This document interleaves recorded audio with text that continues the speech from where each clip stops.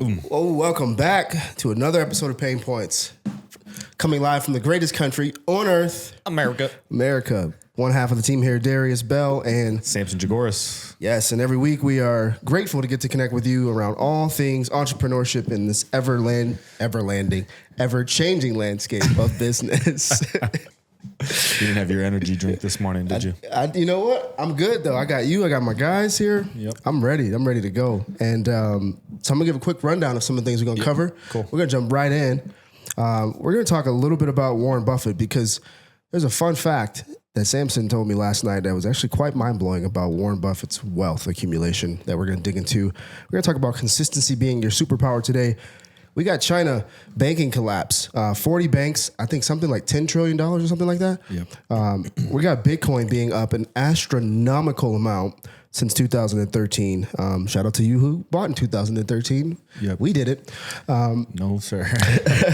We got a good friend, a good personal friend who is dropping some bombs on why America needs to actually invest in Bitcoin as a nation and what that will do. We got work from home culture. Is it here to stay? Compliments of a post by Nick Huber on X. That's a very interesting post. We're going to talk about emotional salary for all you entrepreneurs out there. I think you may know about this one. You probably don't, but you're going to have to think about it. And then we're packaging. Yeah, right. And then we're going to bring the house down with some wise words from Mike Tomlin. Mike Tomlin, an incredible coach, believer in Christ, leader of men, and we need that right now in our nation. But as always, we kick her off with the top 5 for those of you who are on the channel. Let's see what you got. Okay, so this one comes from One Nation, and I titled it, You Thought She Was the One.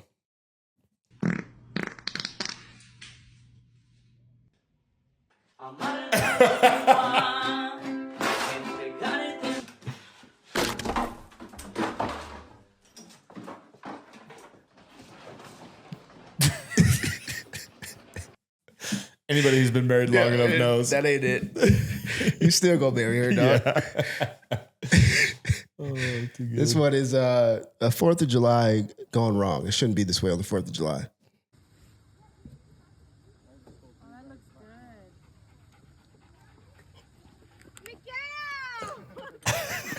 good. Miguel, a carrot hot dog. He must have like Are you serious? made it soft. Yeah. I'm not gonna taste. Taste it. You know what? I'm not gonna get mad. I'm not gonna get mad. I'm not gonna get mad. Did you even? I'm not gonna get mad. It says his heart was high key broken. Shit. All right, you can That's pause rude. it. He licks his fingers. Yeah, he was tight. It looked good too. It really did. All right, next one is I titled it Why You Don't Mock God. I've been teaching the disciples all week. It's nice to actually take a break and have a little fun. Cannonball! He didn't know that there was glass I've there. been teaching the disciples. He was going for his triumphant entry, and it didn't quite work out. So, anyways, all right, next here. أنا شاهي ايوه هذا الحبق السكر القليل تبعه ايوه هذا الحباق يا سلام ما شاء الله تبارك هذا النعناع تبع حسن Watch his reaction. He was sweating. He checked his heart. أنا شاهي ايوه That McDonald's coffee be hot. Yeah, they lost some big Yeah, they lawsuits sure over did. that. They used to work at McDonald's, and I definitely burned myself with coffee several times. Yeah, that was a real thing. Yeah, definitely. Was that like in the 90s, 2000s? 2000, yeah. All right, this last one comes by Cam Patterson, who's a comedian online who's been blown up over the last year. But he put this out literally the day of the assassination attempt. Y'all seen the president, well, the nigga that's running, Trump. He got shot, dog. They shot him. This nigga done been shot. This nigga done went to jail. He done scammed people. And this nigga my uncle? Who the fuck? Who the hell? He's black. He's officially black now, bro. This is beautiful. They shot him. He was like, yeah, I'm having a fight. He was fine. He was doing like this and walked out with an American flag on him. Like this. He put one of these like, I'm a real nigga. Fuck, nigga, I'm out of here. That's hard, bro. I wasn't even finna vote. I'm voting now, dog. He got it. He won. I wasn't even finna vote. I had no skin in the game. I like, that nigga got shot, he won. Fuck the bullshit. He had real ops, nigga. What the fuck? Joe Biden's biggest op is the stairs. That's it. He had real ops. Somebody really tried to listen. That's how you know he a real nigga, bro. Joe Biden has been trying to kill himself his whole presidency. So nobody had to kill this nigga. Nobody had to try to kill it. Trump been just ready to go his whole time. And like, we gotta fucking off his ass. And missed. And just skipped his ear and missed. That's crazy, bro. Hey, Mexican nigga, you fuck with Trump? Yeah? Hell yeah, that was good. Huh? You say amen? He not God, nigga, what the fuck? That was crazy. That's like a perfect way to end it. Yeah, on that note, man, I think we have to speak on it. We're not going to spend too much time talking about it, but anybody who was around this weekend saw the assassination attempt on Donald Trump, and lots of stuff still trying to be figured out what's going on there. Some super sketchy, suspect things that happened leading up to that. Yeah. But, man, we've been talking about it on the pod for a while. Yeah. If they can't beat him, they're going to get him out. Try to get him out in any way they can. It's the same playbook. Funny enough, Tate went viral last year talking about before he got arrested, they try to cancel you, arrest you, then they kill you. I thought recently, over the last couple of days, I've been thinking, like, what would I say to the audience knowing we have these platforms? And so the one thing I wanted to say was, for all the people out there who you probably don't listen to the show, but you'll likely see this clip on the internet. For those of you who were like, this is a case of defending democracy. Trump can't win. You know, the republic's on the line, which they would say the democracy's on the line, the country's on the line, our entire election system is on the line. All these super absolute statements that were coming out. If you actually believe that, you should know now that you were just proven wrong, and it's actually the other side. Yeah. So a vote for Trump in this case is actually a vote for that, a vote for preserving democracy or democratic process, preserving the election process. Because when you talk about taking out a candidate in an election, that is not democracy as they would call it. That is definitely not the republic we have. But that is the type of behavior of a corrupt nation that doesn't have a fair and just electoral process. So if you actually are a believer in democracy, democratic process, and you want to see it preserved, you now know where you should probably be stacking your chips. Because if they're taking an opponent out, literally, if it's gotten that far, if you can agree with that, you are actually rooting for the destruction of the election process. So, and if we set aside all emotion, right? Because that's generally, when people argue against Trump, it's always an emotional case. Their emotions are being damaged. He's not a career politician. Right. He's a billionaire. He could be doing whatever he wants. But for some reason, he decided to go run for the presidency, which is more in line with how this country was founded, by non-career politicians, entrepreneurs, inventors, people who were emphatic about making sure the way that it used to be done, being ruled under a king, right, would never happen again. Correct. Second thing to say to that is, you guys are seeing this idea that people will more easily believe a big lie than they will believe a little lie.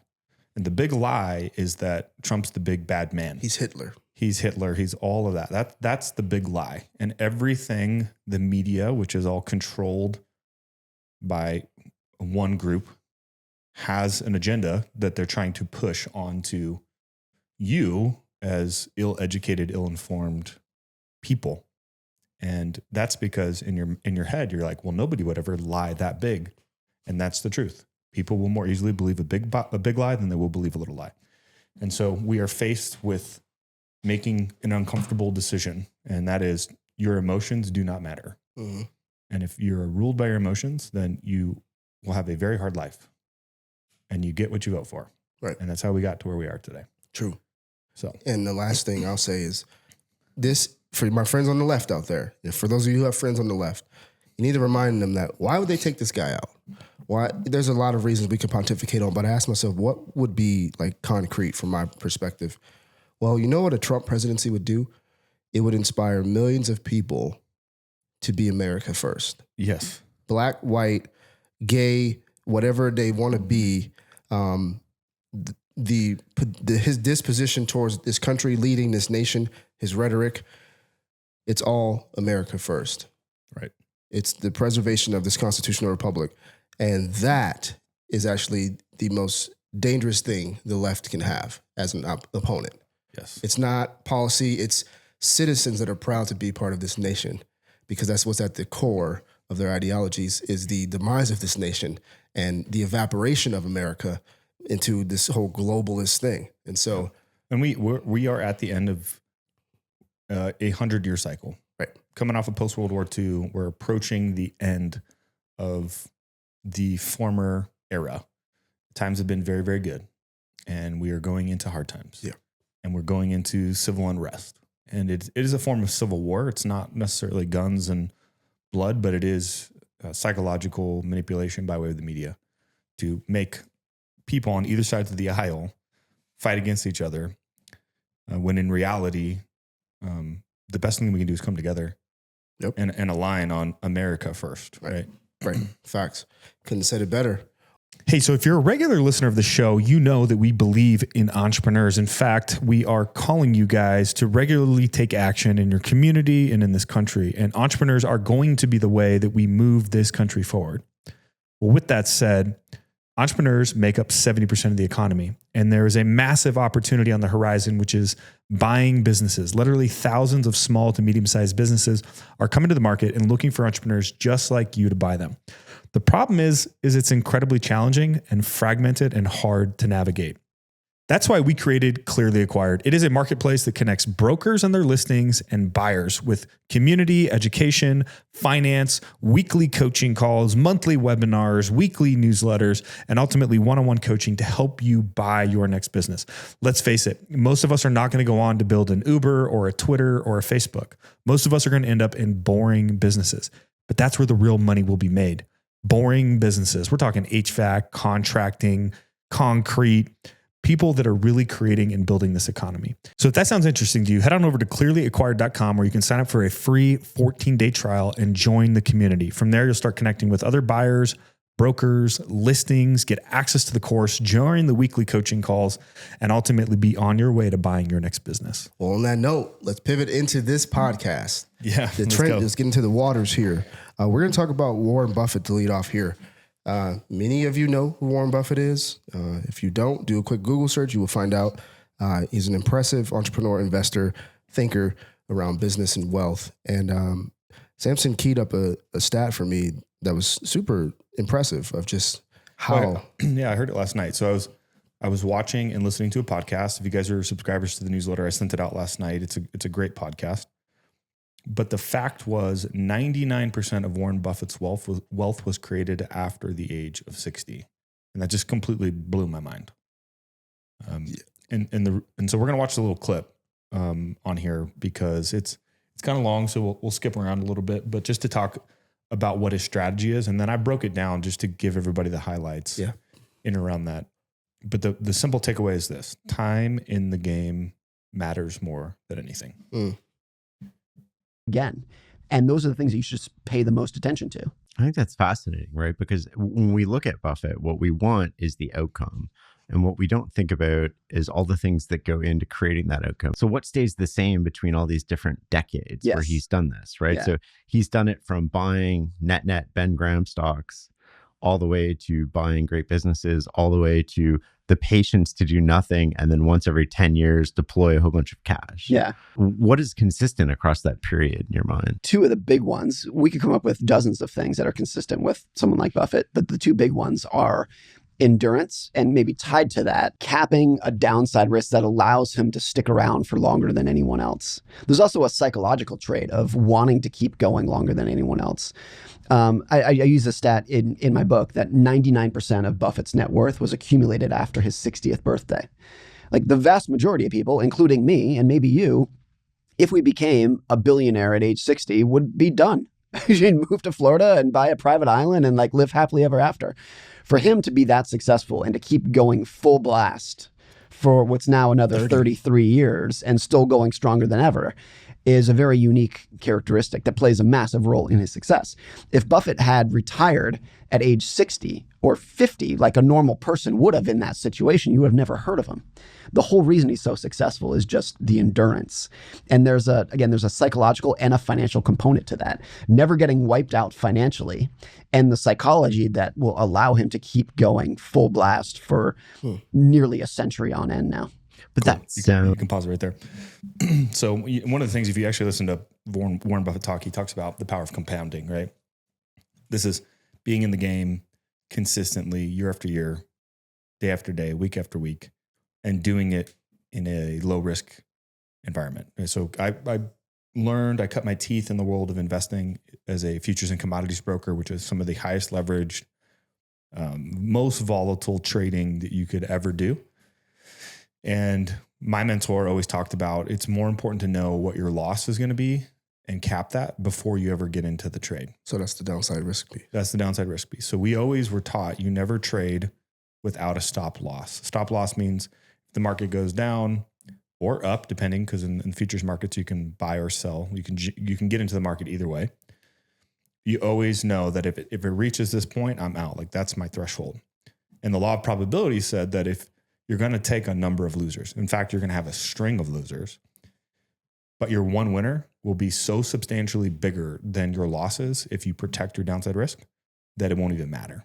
So it was all about taking small calculated risks, small calculated losses, and doing that consistently over time because your one winner was going to far exceed any loss that you ever took. If you hear Warren Buffett he'll talk about don't try to time the market. He talks, everyday investors should be investing in the S&P 500 because if you look like over the last 4 years, 7 of the 500 stocks in the S&P 500 held the entire stock market up, right? They propped the entire stock market. So it's very challenging or impossible to pick individual stocks. So if you're an entrepreneur and you're running your company, obviously that's like the most important asset that you have. But what we got to get better at is we need to parlay that into long-term kind of things, right? Buying Bitcoin, investing in the stock market. Those are things that will protect us in the event that something crazy happens, like a COVID or a life crisis or something along those lines that is completely outside of our control. And if we go down and we can't run our business or it's not to a point where it's self-managing, then we have a real problem, right? So you got to have a long-term outlook, long-term perspective. You got to be in the game consistently. Value investing. So he always talks about, obviously, he finds great companies or inefficiencies in the market and he goes all in on those things. When the market drops cataclysmic, you should be investing into the market. That would be value investing. It's never been cheaper than it was today, basically. And then the other thing, a part of his philosophy is just business ownership, right? So he doesn't really invest in real estate per se, but he'll invest in companies that invest in real estate or invest in companies that service the real estate market. And so that's important to note as well. And then obviously just patience. And then the other thing he goes on to talk about in that podcast that we don't really have time for is just the number one quality that makes a great investor is not having FOMO. Being able to look at your neighbor, see them being successful, and they're driving nicer cars than you, moving up in the world, making more money, and it doesn't impact you at all. It doesn't change your strategy. It doesn't make you want to go buy a nicer car or spend money that you don't have, because it's not, wealth is made in the money that you don't spend, right? And the money that you not necessarily save, but you invest. It's not made, buying a car. That's the illusion of wealth. Yes. Being wealthy, and they talk about this too. There's a difference between being rich and being wealthy. Being rich is having enough money to, live a high class life. Being wealthy is how long can you go without having to work? That's the true definition of wealth. Let's go. I just think for entrepreneurs, we need to talk about it. I talk to a lot of them who've never really thought about what the future looks like. All their eggs are in that basket. And they'll cut themselves off from learning about these other strategies. And so just impactful. Lesson for myself too. It's always a great reminder. Well, it's funny. I was actually falling asleep last night, reading some stuff and listening to some stuff on Charlie Munger and Warren Buffett. Didn't even know we were going to talk about it on the pod, but just I had heard this term, economic moat, And I had never really looked into the definition of it, that he's popular. He's really the one who popularized it, made it popular. And it was very interesting of just thinking about that. You know, obviously in business, the finding competitive advantages that continue to allow the business that you're going to invest in outperform and have a leg up is the moat. But I was thinking about it just personally, and that's the moat, right? It's like capping your downside risk, playing the game with a mindset of longevity. Right. That is your moat. It's because everything around you is constantly doing this. So yeah, and that goes for entrepreneurs too. That's why time in the game matters. It's why you hear us talking about buying a business, maybe over starting one. You're buying a business that's been around for 20 or 30 years. There's a moat around that in the sense that they already have brand reach, they already have relationships, teams, processes. The market knows who they are. Right. So that is a moat. Yeah. That makes that a potentially better investment. Correct. If you're in a startup or you're starting, you need to change your time horizon. Like you need to be thinking about 10 years, not a year, 2 years, 3 years. That's not even enough time, you know? So can you stay in the game for 10 years? That's the difference. Yeah. Did you know that Warren Buffett and Charlie Munger had a third partner? I didn't. Yeah, they had a third partner, and nobody knows who Rick Guerin is. Shout out to Rick. That's the way you want to do it. Well, no, you don't. So here's the 3 mistakes that led to his ultimate demise. Oh, sorry, Rick. My bad. I thought he was one of the good ones. Mistake number 1 was wanting to get rich quick. So they weren't making money quick enough for him. So he decided that this was a bad strategy for him. So he wanted out. Mistake number 2 was spending beyond his means. He liked to live in the lap of luxury. And then mistake number 3 was failing to diversify investments. And so he was a partner that was there in the beginning and then decided to get bought out. And that was I can't remember what the stock price on Berkshire Hathaway was at the time, but it was nominal in comparison to what it's worth today. Wow. I mean, Berkshire Hathaway stock today is like, it's something crazy, like $400,000 a share. Hold on, let me look this up. Yeah. As of July 16th, 2024, Berkshire Hathaway Class A stock was trading at $657,735 a share. That's insane. That is insane, right? Because it's a holdco that owns a bunch of other companies, right? That's crazy. Time in the game matters, baby. Stacking businesses, stacking equity. Jeez. Yeah, wow. I'm just thinking about all those old heads that were in early. Well, I mean, historically speaking, when's the best time to plant a tree, right? 20 years ago. The next best time today. So there's no better time to do that right now. The market might be different. Things might be more expensive. Yeah, go invest in Andrew Wilkinson's company. Yeah. Yeah. Exactly. Speaking of, I made 2 observations in that video outside of the content. I was looking at the background a little bit. I'm reading his book right now, Never Enough. And I'm pretty sure either that guy who's interviewing him for the Knowledge Podcast is involved with Tiny in some way, or he bought those 2 busts from Andrew Wilkinson. So, because he started a business selling Charlie Munger and Warren Buffett busts. Oh, smart. But I'm pretty sure those are 2 of his busts. And then he had a wine Bible back there. Just 2 random factoids I saw. Which isn't a Tiny product? No, a wine Bible is that's just a book that basically walks you through understanding wine across the world, history, the varieties, all various different things that like sommeliers learn. Yeah. Yeah, that's cool. So speaking of sommeliers, side note, have you ever seen those sommelier contests? No. Where they drink the wine and they have to tell you what it is? They have to tell you where it comes from. They have to tell you the origin of it, what the grape is. It's pretty amazing. Have you ever seen that, Cole? Oh my gosh. We're going to pull it up on one of these episodes. Yeah. It's wild. Bet. Okay, so shifting gears, but kind of on the same vein, consistency. I think that's what we're taking away from the Warren Buffett strategy. But now applying it to customer service. Yes. From one of our favorite entrepreneurs. Indeed. Faith-driven entrepreneur. I didn't know that until I saw him giving a sermon. But I'll let you tee this one up. Vusi Timbekwayo. That was my best South African. Coolest dude ever, man. I love this guy. Yeah, Vusi is a very sharp entrepreneur who puts out a lot of content across all of social media. And what's been fun to see is over the last, I would say like 4 years, this has really begun. He's really kicked off his rise in American entrepreneurship conversations, even though He's been a legit entrepreneur for a long time now. Yeah. And, sold to several companies, built several companies. Great communicator, thoughtful. Toastmasters is kind of how he got his start. Is that what it was? Well, it's something like that. The equivalent of that. He was a speaker and he really excelled in that. And that was his springboard for, I believe, opening up relationships and different things that led him into He's business. so articulate. He's got a cool accent. He does. He has great frameworks. So if you don't know who he is and you're not following his content, go follow Vusi. I think it's at Vusi Fembekwayo.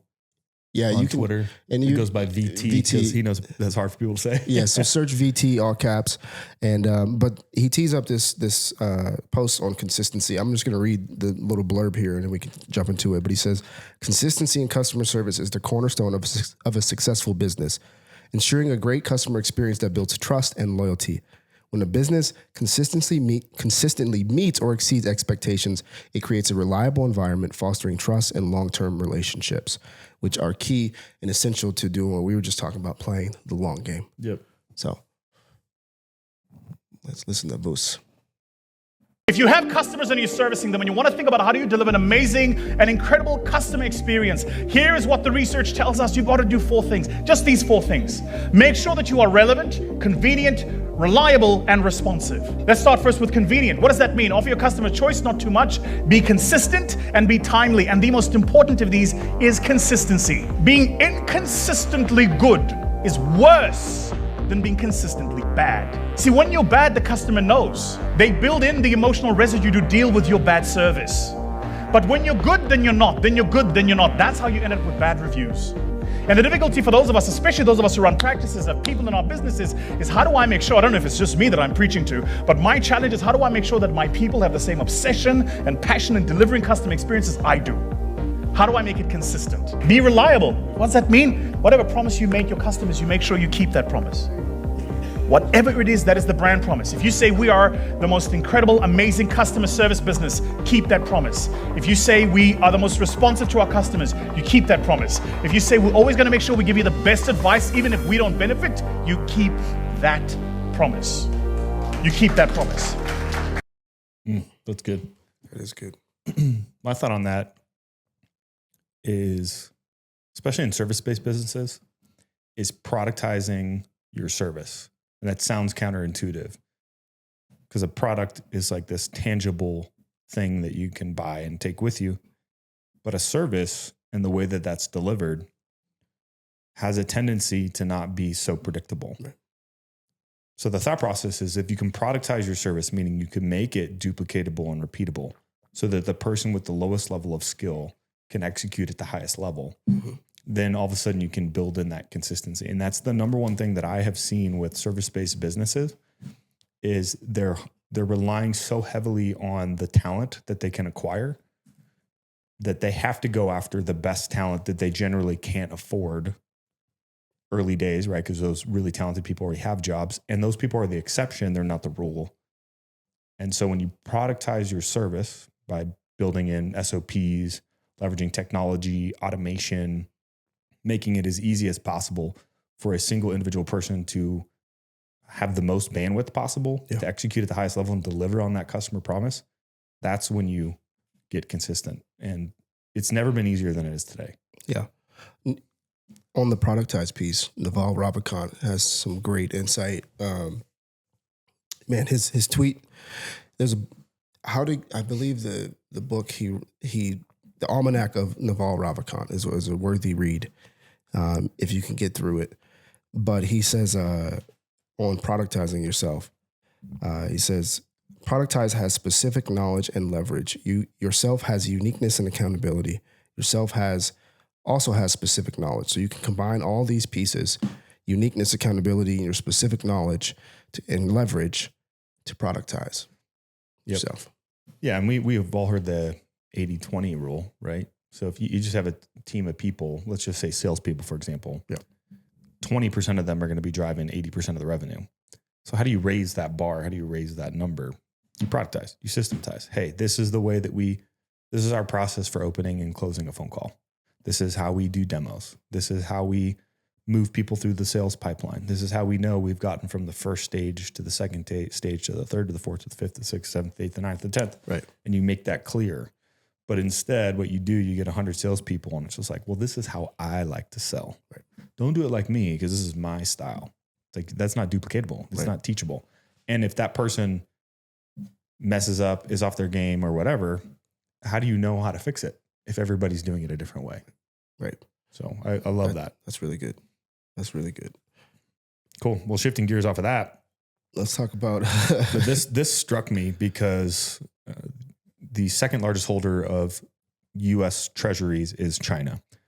That said, China is on the verge of collapsing economically, primarily due to bad debt associated with their commercial real estate development portfolio. And so there are 40 banks that have recently just been wiped out during China's banking collapse. And I saw this article come through, which D, you can read a little bit on that. But I'm going to give you a summary of what I think the byproduct of that is, and how that's going to impact us here in the States, because that's probably what's most important to everybody watching the show. You want me to read it first and then you give it, or are you going to give your summary first? You go first and then I'll follow. Yeah, that's good. Okay, so this comes by way of Microsoft. Microsoft Start, MSN.com, says China's banking turmoil. 40 banks vanish as crisis deepens. This comes by way of RKE. The Chinese banking sector is facing a severe crisis. In just 1 week, 40 banks disappeared. And the collapse of the Zhengzhi Bank, I think I got that one right. That might have been pretty good. Has further deepened the sector's problems. Experts warn that the situation could have severe consequences for the global economy. The Economist described the situation in the Chinese banking market. It was noted that approximately 3,800 banking institutions were threatened in China. Their assets are 55 trillion yuan, or 7.5 trillion US dollars, representing 13% of the country's banking system. The magazine emphasizes that these banks have long been poorly managed and have accumulated vast amounts of bad loans. Excuse me. The report states that many of them that lent money to developers and local governments, exposing themselves to the impact of the real estate crisis. The author notes that in recent years, some banks have revealed that 40% of their portfolios are non-performing loans, which means what, Samson? It means that the loans aren't being paid back at the moment.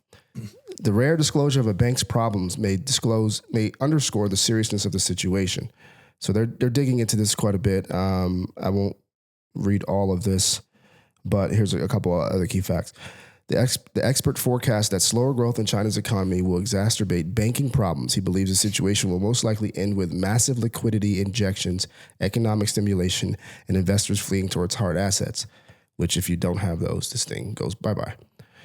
S&P experts quoted by The Economist estimate that repairing China's banking system could take up to a decade. However, official data may still not reflect the scale of the problem. The 2023 report of the People's Bank of China states that 3,655 banks whose assets accounted for 98.28% of all assets deposited in Chinese banks are safe. The Chinese banks also confirmed that the risk concerns a portion of the small and medium-sized financial institutions operating in rural areas. According to the document, large banks receive good ratings, indicating the stability of the economic system. This last paragraph here. Goldman Sachs estimates that debts of the most important Chinese regions at $13 billion. Some of these liabilities are public bonds, and defaulting on them could damage the entire economy. Doesn't sound too different from what's happening here in the States. No, it doesn't. The benefit to us as the United States is we've always been the best house in a bad neighborhood, right? I mean, the U.S. dollar is still a reserve currency for most countries. Now, does that remain the same? I don't know. Does a weakening of China and their demand for U.S. dollars go up or down? Is the Fed going to need to step in and adjust rates in order to accommodate that? I'd say right now we're not on the best of terms with China in terms of, correct, socioeconomic collaboration as they've gone and formed BRICS with Brazil and Russia and Iran and China and what's that? I don't know what the S is. I forget what the S is. Anyways, let's find out because I should know that. Yeah, so South Africa. So it could have. That's what I thought. So it could have some impact here in the States. I think the positive of this and the transition that we're going through is we are becoming an America first type of country. Manufacturing is moving back stateside. We are no longer a net importer. We're becoming exporter. Now that might impact us on some of the export side of things, but truthfully, the United States does not really need to participate in the global economy. So this could just be apropos for what's happening at the end of this 100-year cycle that we've been running on post World War II. And this is just, part of the reset, the great reset that we're going through. So that's what I think is happening. I don't have a clear read on how it's going to ultimately affect us, other than it might push the Federal Reserve to do some things to manipulate rates, which is usually what their strategy is.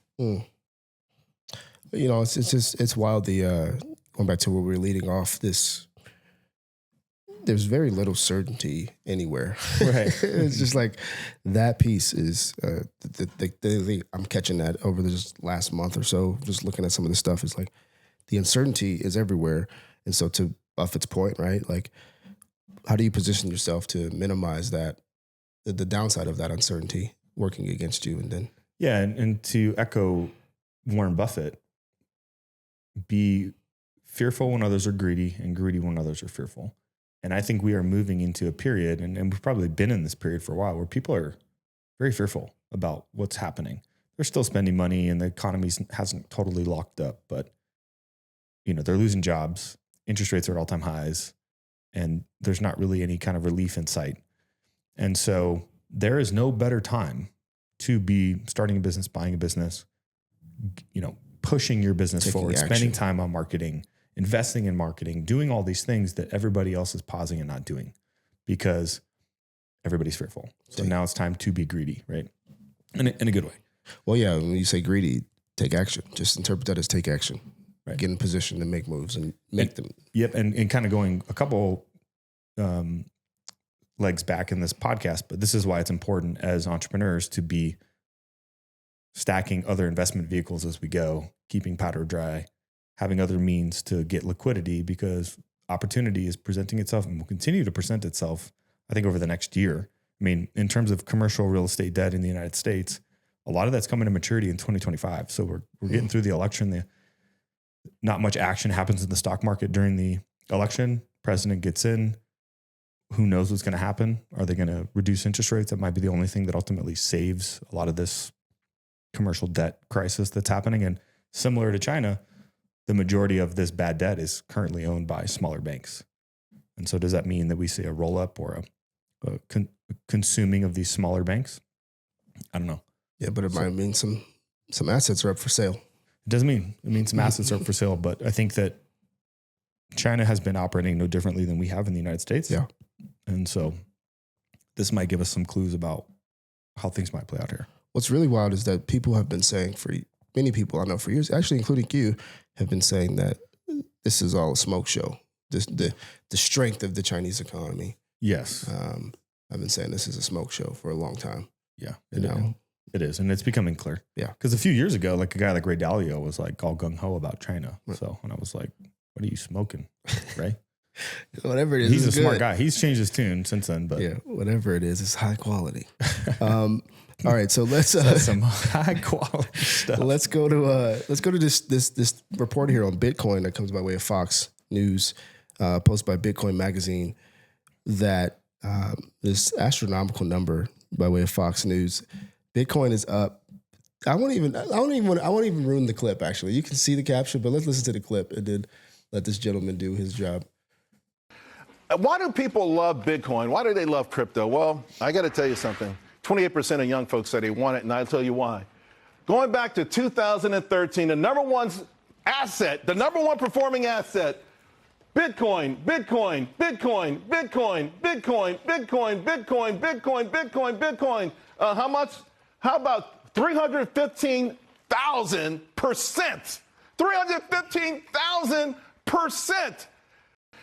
Why do people love Bitcoin? Charles Payne there with the bomb drop, but our boy Bobby Schell. Well, real quick though, before we jump into that, I think this is just a telling of why it's important to have a longer term horizon. Yes. So one of the things that's an interesting dichotomy is if you hear Warren Buffett talk about Bitcoin, he's hating on it. And that might just be because his horizon isn't as long as it once was.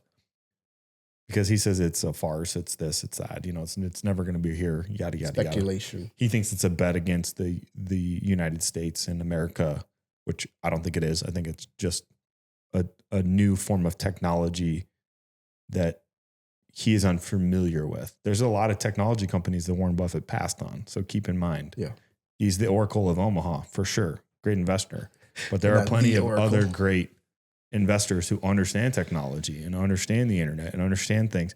Warren Buffett will tell you he doesn't invest in things that he doesn't understand. Correct. So on that note, Warren Buffett would say that this is a farce. But if you look at the long-term time horizon and the best indicator of future performance is past results, I would say that there's enough track record here. I think 2011 is when the first one came online, maybe 2010. I think 11, yeah.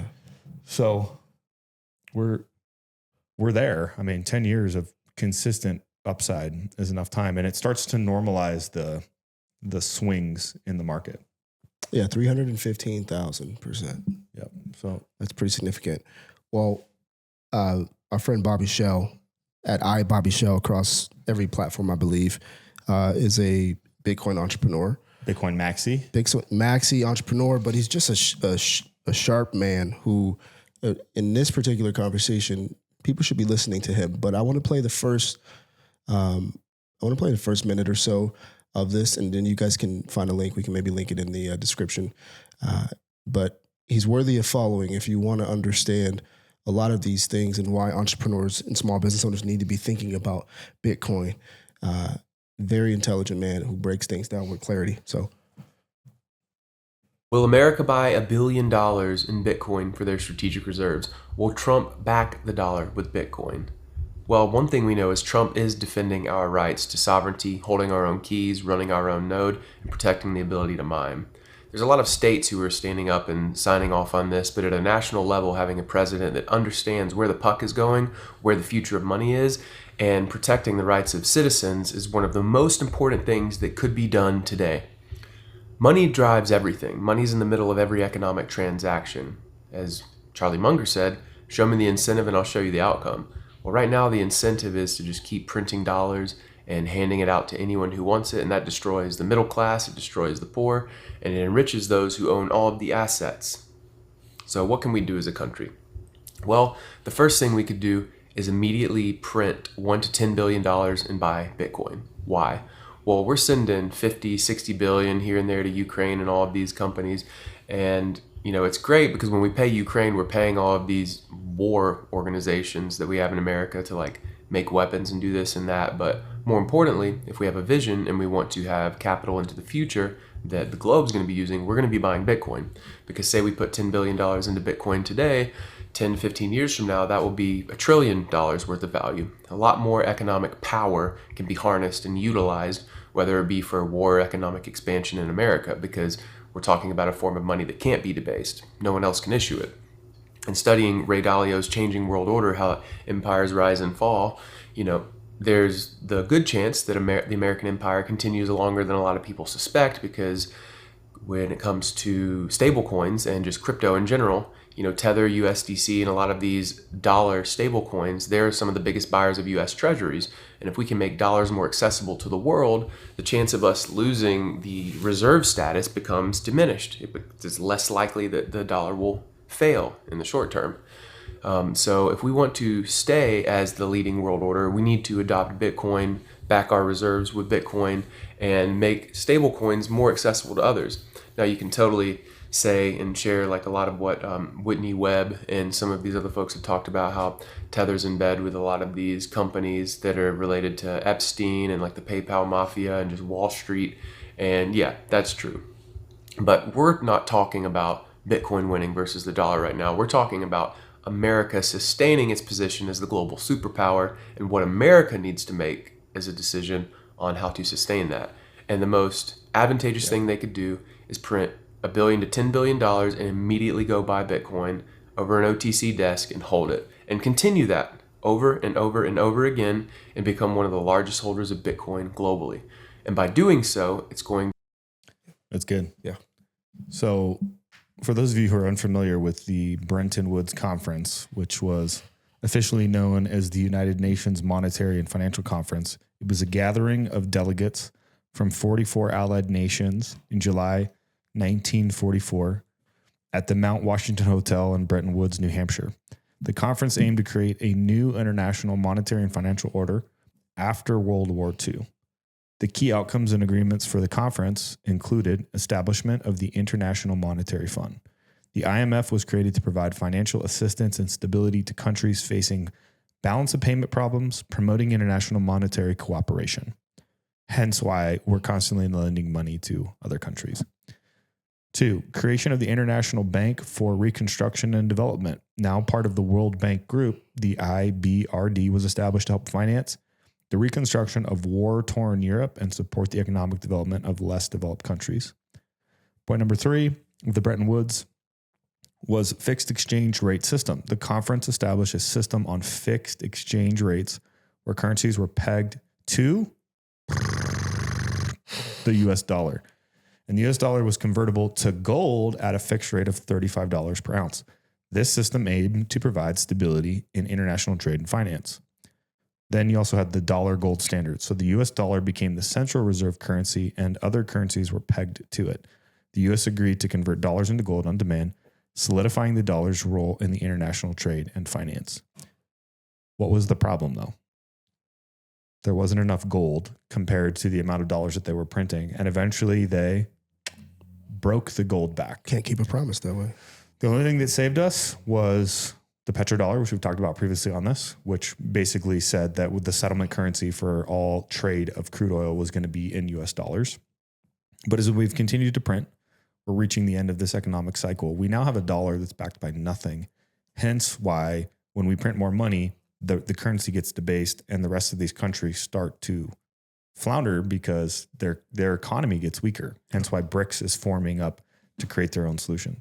So what he's proposing is effectively a new contract that says, hey, the dollar is now backed by Bitcoin. The arguments against that are it's too volatile, it's too this, it's too that.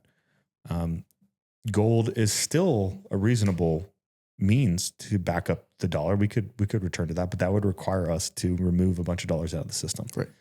And so Bitcoin is a more scalable solution that ties well for the future of where money is actually going. Right. You can even then back that by gold as well. And so that's what he's saying is the best digital asset in a digital future world is Bitcoin. Yeah. Shout out to Bobby, man. We love us some Bobby Shell over here. Shout out to you. There's the 5 points that he said. Actually, we'll just include the link in the show notes. Yeah, you can read it real quick though. Yeah. So he said, what would this do? So as he's proposing this, number 1, fortify the dollar's reserve currency, which you heard, establish personal and business strength, impact and foster mining innovation, increase abundant energy in the USA, and restore manufacturing in the USA. Anybody who's serious proponents of any of those things should definitely be having this conversation. Well, yeah, I mean, your money should be an asset, right? But when it's backed by nothing, it's not an asset, which is why you have to invest it, which is part of why they want to inflate the dollar is they want to encourage capital deployment. He's also talking about fortifying energy and the energy grid. He's actually right because Bitcoin can capture and use some of the energy loss that's happening. For example, like natural gas, the way that it's mined, there's off gas. And so they just have to burn it. Well, you can actually use that off gas to fuel the mines that are running to mine the Bitcoin. And so there's a lot of things that are intentionally being ignored. Yeah. Because why would you do that when the current system is benefiting a small group of people, right? They don't want it to be that way. Yeah, that's good. That's my take. That's good. All right, roger that. Let's pivot here to a post that was going around from Nick Huber. We'll only spend a few minutes on this one. But so Nick Huber drops this on X. He says, these pictures were taken in Austin, Texas during business hours. If this is your work from home schedule, I have terrible news for you. There are people in the Philippines and Latin America who can do your job better than you for $5 an hour and work 60 hours a week, no complaints. And with AI, their English is better than yours. It is worst case scenario for you and your $200K liberal arts degree. American companies are learning they can get 3 times the productivity for 20% the cost. 80% of my workforce is in Latin America and the Philippines. It is a business cheat code and it's about to change everything for remote workers. If you aren't making decisions, leading people, selling something, or generally adding a ton of value to your company, these people are coming for you and your job. There's 2 pictures here of some people in Austin, Texas, midday, a bunch of young folks getting their suntan on. So my My only caveat to that is Austin has a huge university. So we don't know that those aren't just university people. I also saw another funny post using the same picture that said, "Oh, really?" That said, I, as an intern at a private equity firm, my job is to go and ask these people where they work. And then we turn around and we bet against them. We bet against them. But he's not wrong though. Yeah. The principle is there. And so those work from home culture, this idea that I should be paid a certain amount because I went and got this degree and yada, yada, is going to be majorly disrupted. I'm calling it labor arbitrage. It's happening in Latin America. It's happening in the Philippines. It's happening in India. Yeah. So I know software engineering, there's some great engineers in Latin America that speak English as well. And if not, there's some good translators in place to kind of help that process. I look at millennials and some of Gen Z, and I create this dichotomy, which I think he's getting at, which is like, there's this desire for leisure, and not leisure in the sense of I need to be relaxing, but leisure in the sense of I want the eradication of difficulty. Yeah. Whereas, some of our more competitive compadres on other sides of the world are thinking about productivity. And inherently in productivity is that grind, that strain, that work, that effort to be productive. As well as this goes back to what we're talking about. It's the end of a cycle. Right. This is what happens. Right. So while we want that leisure piece, you got to go through the productive times of effort and decades of that. Everyone has had to do that. Correct. You get that. Warren Buffett made it at 60, right? Right. And then he could have went and did that. Trump is a billionaire now. He could have, that I think that's the thing that strikes me: leisure versus being actually productive and putting forth effort. So shout out to Nick Huber. And then transition off of that. Then you don't have to worry about stuff like we're talking about in the next segment. This piece here. So comes by way of Fox News. It says companies are beefing up emotional salary, in quote, to address today's disengaged workers. And their inability to pay them a fair wage.